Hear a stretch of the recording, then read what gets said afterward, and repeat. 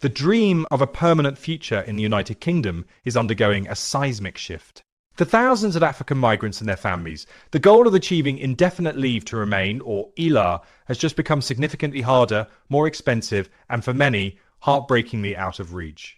The government has rolled out a series of new stringent rules that are now in full effect, and they are fundamentally changing the landscape for everyone on the work visa. Today, we are going straight to the core of this issue. We will break down the three monumental changes to the ILR rules that are impacting African migrants right now. First, we will tackle the massive increase in the salary threshold, a financial wall that many will find impossible to scale.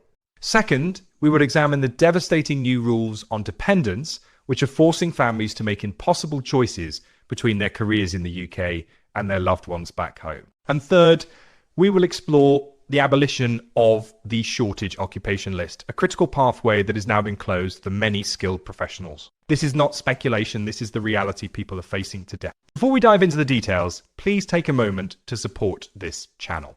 Like this video so that YouTube's algorithm can recommend it to others who need this vital information. Share it with your friends, family, and community groups. To all my returning subscribers, your support is what drives this channel, and you are most welcome back. If you are new here and want to stay informed on these critical updates, please click that subscribe button right now. Let's begin with the single biggest change, the one that is causing the most anxiety and creating the most significant barrier, the new salary threshold for indefinite leave to remain. For years, a skilled worker needed to be earning a salary of at least £26,200 per year to qualify for permanent settlement after 5 years. While challenging for some, this was a target that was achievable in many professions across the country. That has now been completely overhauled. As of this year, the general salary threshold for a skilled worker applying for ILR has skyrocketed to £38,700. This is not a minor adjustment. It is a massive, almost 50% increase. This new figure is based on the median salary for skilled jobs across the UK economy, and it instantly disqualifies a huge number of people who've been living, working, and paying taxes in the UK for years. The effect of this on migrants from across the African continent is particularly severe. Many have come to the UK to fill vital roles in sectors that are essential to the British economy, but are not always rewarded with high salaries. We are talking about skilled professionals in logistics, hospitality management, junior IT roles, and various administrative positions. These individuals may have planned their entire lives around the old threshold, only to find the goalposts have been moved so far that their dream is now mathematically impossible. They could work diligently for 4.5 years, contribute to their communities, and still be forced to leave because their salary does not meet this new elevated requirement at the final hurdle. Now, it is crucial to mention the major exception here, which is the health and care worker visa. Those on this specific visa route are exempt from the £38,700 threshold. Their path to ILR has a lower salary requirement, which is a recognition of the critical role they play in the National Health Service and the social care sector. This has provided a lifeline for many, but it also highlights the stark divide that has been created. If you are a nurse or a senior care assistant, your path remains open. But if you are a skilled professional in another vital but less protected sector, that path may have just been closed forever.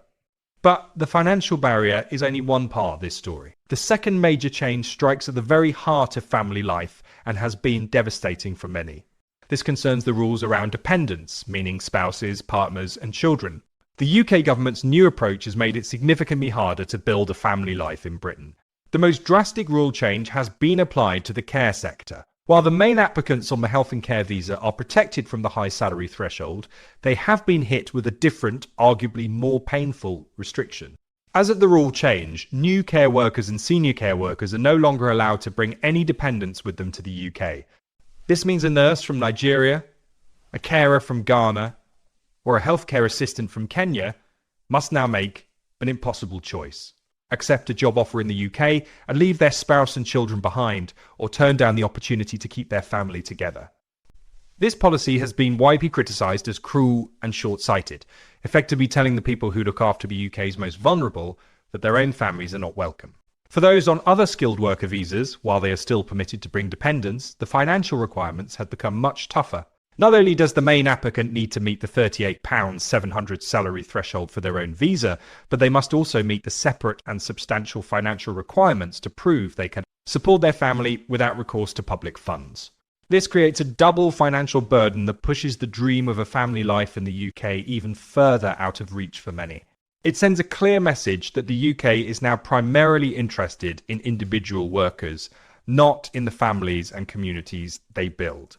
The third pillar of this new, tougher immigration regime is the replacement of the Shortage Occupation List. For years, the Shortage Occupation List, or SOL, was a critical lifeline for many skilled migrants. It was a list of jobs where the UK had a recognised labour shortage. If your job was on this list, you could be paid 20% less than the standard salary threshold and still qualify for a visa and, eventually, ILR. This list included many engineering roles, tech positions, and other skilled trades that were crucial for the economy. This system has now been abolished. It has been replaced by a new, much shorter and less generous list called the Immigration Salary List, or ISL. Many jobs that were on the old SOL are not on the new ISL. Furthermore, the salary discount for jobs on the new list is much smaller.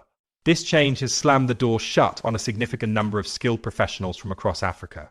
An IT specialist from South Africa, a civil engineer from Ethiopia, or a graphic designer from Egypt who would have previously qualified under the SOL may now find that their profession is no longer recognised as a shortage occupation, forcing them to meet the full, daunting £38,700 salary threshold. This makes the UK a far less attractive and competitive destination for global talent. So, what does this all mean when you put it together? It means the journey to permanent settlement in the UK has become a high-stakes tightrope walk. The 5-year path to ILR requires continuous residence on a qualifying visa. Under these new rules, the pressure is immense. If a migrant loses their sponsored job, they have just 60 days to find a new employer willing to sponsor them at a salary that meets the new, much higher threshold. This is an incredibly difficult task. The fear of being just one redundancy or one contract termination away from having to leave the country after years of building a life here is now a constant source of stress for thousands. In conclusion, the new ILR rules represent a fundamental shift in the UK's approach to immigration. The combined effect of the sky-high salary threshold, the harsh restrictions on dependents, and the scrapping of the old shortage occupation list has created a formidable set of obstacles. For many African migrants who have played by the rules, paid their taxes, and contributed their skills to British society, the promise of a secure, permanent future is fading.